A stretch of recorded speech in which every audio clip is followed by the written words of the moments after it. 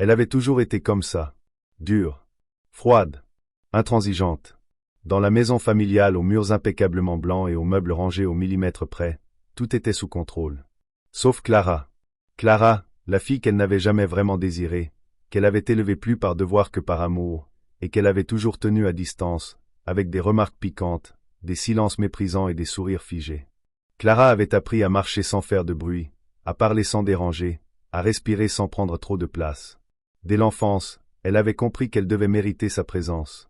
« Tu es trop sensible, tu te donnes en spectacle, tu devrais t'habiller autrement » était devenue une bande-son permanente. À chaque repas, chaque réunion de famille, chaque interaction. Le pire, c'est que tout le monde trouvait la mère admirable. Une femme forte, droite, irréprochable. Une directrice d'école respectée, engagée, presque vénérée par ses collègues. Mais Clara savait. Elle avait toujours su. Elle avait vu cette faille, ce petit vertige au fond des yeux de sa mère, ce tremblement dans sa voix parfois, cette peur sourde qu'elle s'efforçait de camoufler derrière la perfection. À l'adolescence, Clara avait cherché des réponses. Fouillé des tiroirs. Observé des photos. Écouté les bribes de conversation entre tantes, les silences gênés quand on évoquait l'année 1993. Et elle avait fini par trouver. Un vieux carnet, oublié au fond d'un carton, rempli de lettres qu'elle s'était envoyées à elle-même, comme des appels au secours jamais postés. À l'intérieur, les mots d'une toute autre femme. Une jeune fille amoureuse. Une étudiante en lettres qui avait fui un petit village du sud pour Paris, pour l'écriture, pour la liberté. Une jeune fille tombée enceinte à 17 ans, rejetée par ses parents, humiliée par l'homme qui l'avait séduite et abandonnée, et qui avait accouché seule dans une clinique anonyme. La plus grande douleur de sa vie, notait-elle, n'avait pas été l'enfant, mais l'obligation de tout enterrer. De faire comme si elle était morte à cette version d'elle-même. De revenir, docile, reprendre ses études, épouser un autre homme, et jouer à la mère parfaite. Clara avait tout lu. Elle avait tout compris. Et pendant des années, elle avait gardé le silence. Jusqu'au jour où, lors d'un déjeuner d'anniversaire, tout avait basculé. Sa mère, fidèle à elle-même, avait critiqué sa robe, sa posture, ses choix professionnels. « Tu n'as pas d'ambition. Tu ressembles à ton père. Tu me déçois. » Devant les cousins, les oncles, les voisins. Clara, cette fois, n'avait rien dit. Elle s'était simplement levée. Était allée chercher son sac. Et avait sorti le carnet. Lentement. Délicatement. Comme un scalpel. « Maman, tu te rappelles de ce que tu écrivais en 1993 » Silence. Tous les regards s'étaient tournés vers elle. La mère avait pâli. « J'ai lu. Je sais. Je sais que tu ne voulais pas de moi. Je sais que tu étais amoureuse d'un autre. Je sais que tu as été rejetée, humiliée, et que tu m'as gardée par orgueil, pas par amour. Tu ne me dois rien. Mais alors ne me fais pas payer ta propre douleur. » Dans la pièce, personne ne parlait. La mère, elle, restait figée. Son masque venait de tomber. Derrière, il y avait une femme brisée, une femme qui avait enfoui son passé dans le béton de la respectabilité. Elle avait ouvert la bouche, voulu répondre. Mais rien n'était sorti. Clara, d'un ton calme, avait ajouté « Tu ne m'as jamais vu. Tu n'as vu que l'écho de ton erreur. Moi, je suis bien plus que ça. » Elle avait refermé le carnet, l'avait posé sur la table, et était sortie, sans crier, sans trembler. Ce jour-là, quelque chose s'était inversé. La mère ne dominait plus. Elle était démasquée, fragile, humaine. Et Clara, pour la première fois, marchait droite, légère, libérée de la honte qu'elle portait pour deux. Le secret, désormais, ne l'enchaînait plus. Il appartenait à l'histoire, pas à son avenir. Après ce jour-là, la maison sembla changer, mais pas de la manière dont on aurait pu s'y attendre. Ce n'était pas un changement brutal, ni une explosion soudaine de tendresse, ni une réconciliation spectaculaire. Non, c'était plutôt comme si un poids invisible avait été enlevé de l'air. Clara sentait qu'elle pouvait enfin respirer, même si sa mère restait froide, distante, comme si elle cherchait à recoller les morceaux de sa dignité brisée. Pourtant, sous cette armure fragile, il y avait une vérité nouvelle qui flottait entre elles, un secret partagé qui n'avait plus besoin d'être dissimulé. Clara commença à s'affirmer, à refuser les critiques silencieuses, à poser des limites qu'elle n'avait jamais osé poser. Sa mère, elle, semblait lutter contre ces vieux démons, prise entre le besoin de contrôle et la honte qui la rongeait. Parfois, la nuit, Clara entendait sa porte s'ouvrir doucement, la silhouette de sa mère apparaître dans l'encadrement, hésitante, comme si elle cherchait des mots qu'elle ne trouvait pas. Une fois, elle trouva un cahier posé sur la table de la cuisine, rempli de phrases griffonnées, des excuses qu'elle n'osait pas dire à voix haute.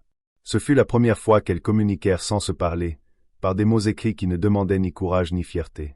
Petit à petit, leur relation évolua, d'un rapport de force à une fragile alliance, faite de silences respectueux, de regards échangés sans colère, et parfois même d'un sourire furtif. Clara comprenait que sa mère n'était pas cette figure invincible qu'elle avait crue, mais une femme brisée, prise dans un tourbillon d'émotions qu'elle n'avait jamais appris à gérer. Elle aussi avait souffert, à sa manière, et leur confrontation avait ouvert une brèche. Un jour, lors d'une promenade dans le parc où elles allaient parfois ensemble, la mère s'arrêta, regarda Clara dans les yeux et, pour la première fois, dit simplement « Je suis désolé ». Ce mot, si simple, si lourd, fit plus que tous les reproches et toutes les humiliations passées. Clara le sentit comme un baume sur ses blessures anciennes. À partir de là, elles commencèrent à reconstruire quelque chose de neuf, pas parfait, mais honnête. Leur passé ne disparaissait pas, mais il ne les dominait plus. Clara trouva la force de se détacher de l'ombre de sa mère, de suivre sa propre voie, tandis que la mère apprenait, lentement, à lâcher prise, à accepter que l'amour ne se mesure pas à la perfection mais à la vérité.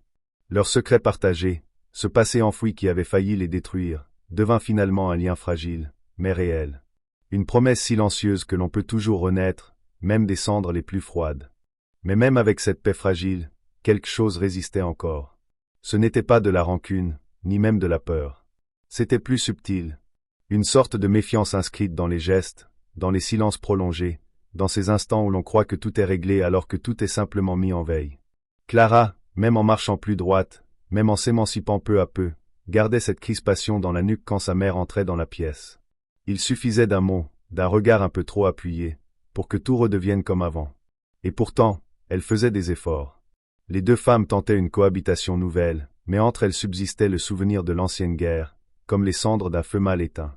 Ce fut un autre carnet, des mois plus tard, qui fit tout basculer une deuxième fois. Celui-là, Clara ne le chercha pas. Elle le reçut.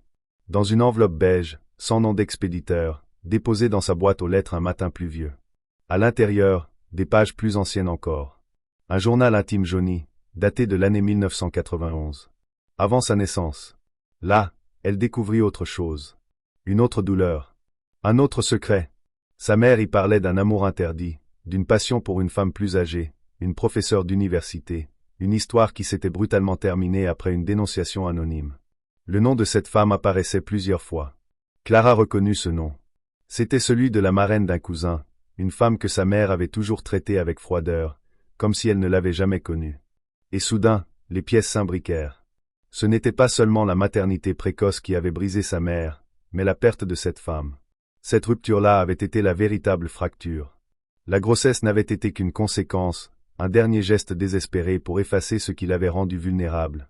Clara resta longtemps immobile, tenant les pages comme on tient une grenade. Ce qu'elle lisait réécrivait tout. Même l'humiliation qu'elle avait subie, même les années de mépris, prenaient une autre texture. Elle n'excusait rien. Mais elle comprenait. Sa mère avait été une jeune femme amoureuse d'une autre femme, rejetée, trahie, forcée de redevenir normale, et qui s'était construite une forteresse autour d'elle, pierre après pierre. Et Clara, dans tout ça, avait été la fondation de ce mur, l'enfant du renoncement. Le produit d'un oubli forcé. Elle passa la journée entière à réfléchir à ce qu'elle devait faire. Brûler les pages? Les lui rendre? Les garder comme un pouvoir? Finalement, elle les glissa dans un classeur, sans rien dire. Ce n'était pas le moment. Mais ce soir-là, en regardant sa mère lire sur le canapé, elle se demanda combien de secrets il restait encore à découvrir, et si l'on pouvait vraiment connaître quelqu'un, même après des années à vivre sous le même toit. Les jours suivants, Clara changea. Elle ne parlait pas plus, mais ses gestes étaient plus doux. Elle ne cherchait plus à provoquer. Sa colère avait cédé la place à une forme de compassion silencieuse. Elle ne voulait plus punir sa mère. Elle voulait juste avancer. Et un matin, sans prévenir, elle dit « Tu sais, tu n'as pas besoin d'avoir honte d'avoir aimé qui tu as aimé. » Sa mère releva lentement la tête. Son visage s'était vidé de toute couleur. Le silence dura longtemps. Puis elle murmura « Tu as lu le carnet. » Ce n'était pas une question. C'était une certitude nue. Clara hocha la tête. Et cette fois, ce ne fut pas une gifle invisible, ni une humiliation. Ce fut un effondrement. Sa mère posa les mains sur son visage, comme si elle redevenait cette jeune fille de 20 ans que le monde avait broyée. Elle pleura. Pour la première fois. Et Clara, sans un mot, s'approcha et la serra contre elle. Longtemps. Il n'y eut pas de pardon. Pas de grand discours. Juste cette étreinte, entre deux femmes abîmées, qui avaient longtemps cru devoir se haïr alors qu'elles portaient la même douleur. À partir de ce jour, elles parlèrent un peu plus. De cette femme, de cette époque, de ces lettres jamais envoyées. Clara comprit alors que sa mère n'avait pas seulement été dure par nature, mais parce qu'elle avait aimé trop fort et qu'on lui avait appris que cet amour était une faute. Elle avait transformé sa tendresse en discipline, son chagrin en règle, sa passion en silence. Et Clara, au fond, avait hérité de tout cela sans le vouloir. Mais maintenant qu'elle savait, qu'elles avaient mis les mots sur les ombres, quelque chose était possible. Non pas la réparation complète, mais la construction de quelque chose d'autre. Et cette fois, ce serait Clara qui poserait les premières pierres.